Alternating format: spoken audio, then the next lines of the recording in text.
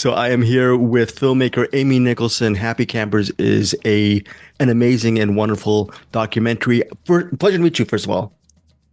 Yes, thank you for having me on. I appreciate it. So I could be wrong. I checked on the Happy Campers official Facebook page and something about Alabama Sidewalk Film Festival.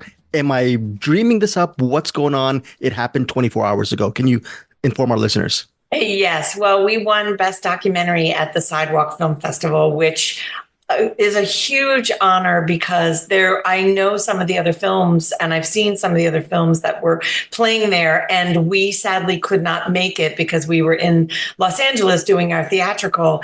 And I got two messages from very excited friends of mine that said, "You won, you won." And so it's really an honor because that is a very well respected film festival, and I really love the programmers there. So, for a documentarian, how important, I guess this is such a general question, but did you have a huge fest run for this doc? And how important is it as far as the putting a spotlight on your project in general?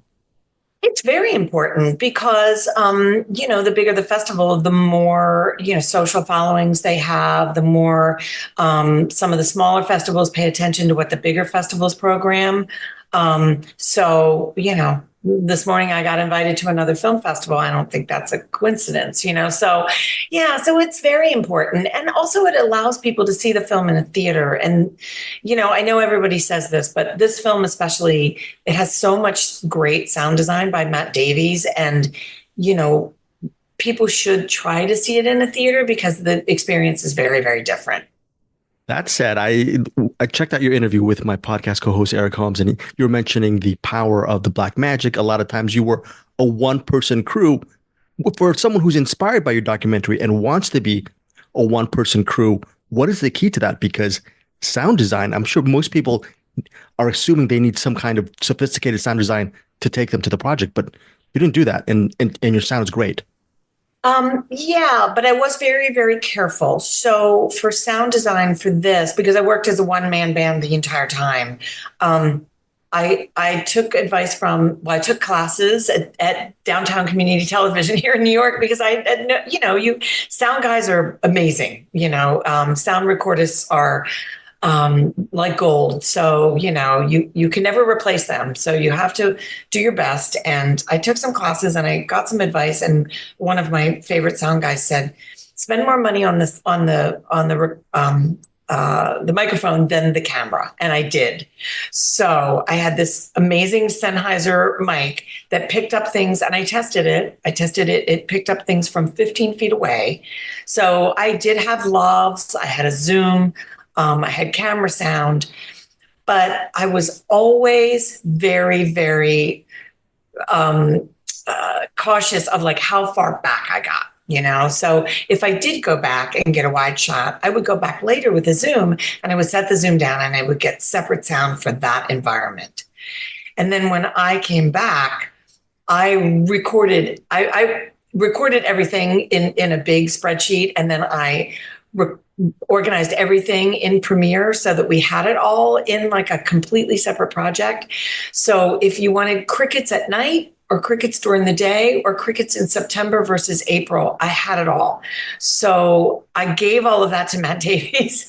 I did a rough sound design myself, which was 4 tracks, and then he turned it into like 80 tracks of sound. So it was a lot of work, but it was worth it. This is scaring me, but looking back on your post, did you ever just pinch yourself and said, what if I didn't have all these audio elements laid down for the final sound mix? Did you ever think about it? Because I'm sure so many people can go in and thinking, okay, well, I can have just a bass sound design, but you must feel so fortunate that you were so well prepared on this.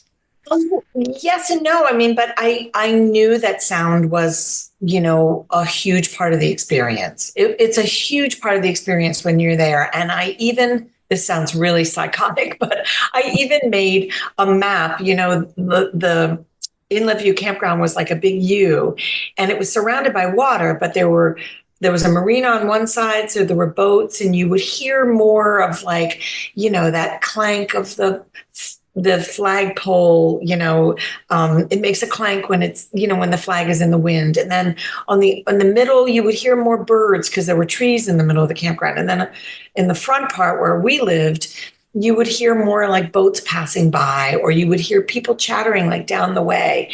And I made a map for Matt and I said, like, just pay attention to where the camera is and I'll tell you where it is so that you can make sure you do the design that fits that specific part of the overall environment. I mean, it was crazy. It was really crazy what we did, but it sounds amazing because, when you're recording in the field, you have to turn everything off. You have to turn off the radio, the air conditioners, the ceiling fans, everything. And then you have to put it all back in. It's amazing. So how long did you live in Inlet View, and how much of was that a concerted effort as far as making this documentary? Was it a total must as far as being part of that community for however long you were living there? Yeah, I was there for 3 years. The first summer we rented a cabin, and I went in thinking that there was something there because I had taken pictures in there, and there was something about the community and how tight knit it was, and just how cozy. And even though it was pretty rough to look at, it was very welcoming and very easygoing and very non-judgmental. And so I knew there was something there, but I didn't know what. And I had no intention of filming for a couple years. And then when we found out that the campground was closing, I started to film in earnest. Like the beginning of the last summer, I started to film, hoping that the deal would fall through and I would get to keep filming. But I really only had the one summer.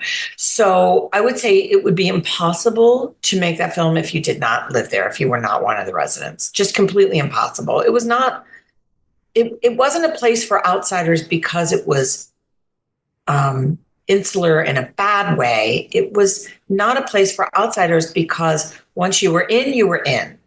And everyone knew each other and everyone knew who came and went and what their schedules were. And, oh, so-and-so is coming down next weekend. And that was part of the greatness of it. That was part of the magic, was that you were kind of in a new family, I guess I would say, when you were in there. I think what makes Happy Campers really resonant for me is you could have gone with the very operatic theme of gentrification, how big person eats small person. You could have had some kind of montage of, I don't know, some form of demolition and people in histrionics crying, and you didn't do that. Talk about that creative decision. This is a really cool 80-minute hang with people that you really want to know more of. And can you speak to that as far as your approach to this documentary? Well, I feel like, especially based on your question, like you get that, right? You get all of those things anyway. And, there have been lots of films about gentrification. And I made one myself about the Coney Island rezoning called Zipper, Coney Island's Last Wild Ride. And I went after the developers and the city officials. And, it's all there. And it's very much more operatic, I guess I would say. But I felt in this case, what you had to walk away with was what they had. And then you would feel the loss even more. So you had to spend some time with them and hang out with them and see what was beautiful about the place so that when you found out it was leaving, you would feel the same. That's what I was going for. I was really going for the emotion of what losing places like this costs society in general, not to make it bigger than it is, but it is a big deal. Yeah. Did you, during your fest run and getting the feedback from people who've seen your documentary, are you surprised at how far your documentary has reached me? Because it's not just about, like you said, Inlet View. It's the documentary starts with someone talking about memories and looking back, and people can relate to their own home, their own culture as it's slowly becoming fading away, or the fear of it being lost. Are you surprised with that kind of reaction from possibly all over so many different locations? And how does that feel to get that feedback? It feels wonderful. Yeah, I have a friend who is, she would never come to Inlet View, and I was there 3 summers and I said to my friend Gabby, I said, Gabby, it's not for you. It's not for you. You would not be happy showering in a tiny camper shower or going to the bathhouse, God forbid. You would not be happy with the mosquitoes and the bugs and there's no place to do your hair and we're best friends. So I could say that to her. But she saw a rough cut early on and she said to me afterwards, she said, "Oh, it just reminds me of sleepaway camp." And I was like, okay, that's the best reaction ever, because if it reminds you of some of the best summers you've ever had, and that feeling of just being carefree and welcome and not worrying about the world, that's the best reaction. That's the absolute best reaction. So I love when people come up to me and say, "Oh, my grandpa had a cabin in the woods and we would go there every summer and it felt just like that." Or, my parents had a camper and, my husband, his parents had a truck camper and they would go to the beach in Virginia and camp right on the beach. And you can't do that anymore because there are $1 million homes in that same spot. So I think it resonates for a lot of people in a lot of different ways. I hope it does. Yeah, so I don't want to sell apologies. I don't want to see a sequel to Happy Camper to see what that area looks like Right. right now. No, you don't. I don't. Oh my gosh. It's very, very corporate. Oh, that's so that's very, very sad. So 80 minutes. How does one in post edit this movie? What was the process like? Because you could have made this a 2.5 hour documentary and just learn about it every nook and cranny because the people are so interesting, their lives are so interesting. And what kind of harsh work, I guess, did you have to, the cliche that you had to kill so many darlings along the way? What was the biggest challenge? Well, actually, I mean, it's funny that you say that because the biggest challenge was there were a lot of people who didn't quite understand we're going to drop you in and you're going to have to figure out where you are, which we left a lot of clues. But there has been some criticism of like, well, I don't know where I am and I don't know who those people are and where they come from and how much money they make. And I think because, there are a lot of documentaries that really do spell things out for you. And for good reasons. I love those documentaries too. But we didn't want to make that film, and I think, John Young did most of the editing. And I think he and I really had a hard time sticking to that because it really goes against the grain, because it is a lot easier to spell things out for people and, kind of hit them over the head, I guess I would say. And also we had a lot of people, which the current unwritten rule is, you focus on one or two people that represent the group. And that was another thing we fought against was, wow, no, they think of themselves as one unit. I think of myself as one with them. And we really need to keep it so that as many voices are heard as possible. So it was difficult. I mean, yeah, we could have probably, there's a lot of little great, moments and scenes and stories that we didn't include. And I'll probably make some outtakes, reel, and put it up on Vimeo for everyone. But That'd be awesome. We tried to be as disciplined as possible, but we got a lot of pushback of saying like, maybe it should be shorter, which was weird to us, but I think that's probably why, because it's just not a traditional structure. I'm a little take umbrage at that. That's ridiculous, in my opinion. So I apologize for that. I think you did the exactly right thing for Happy Campers.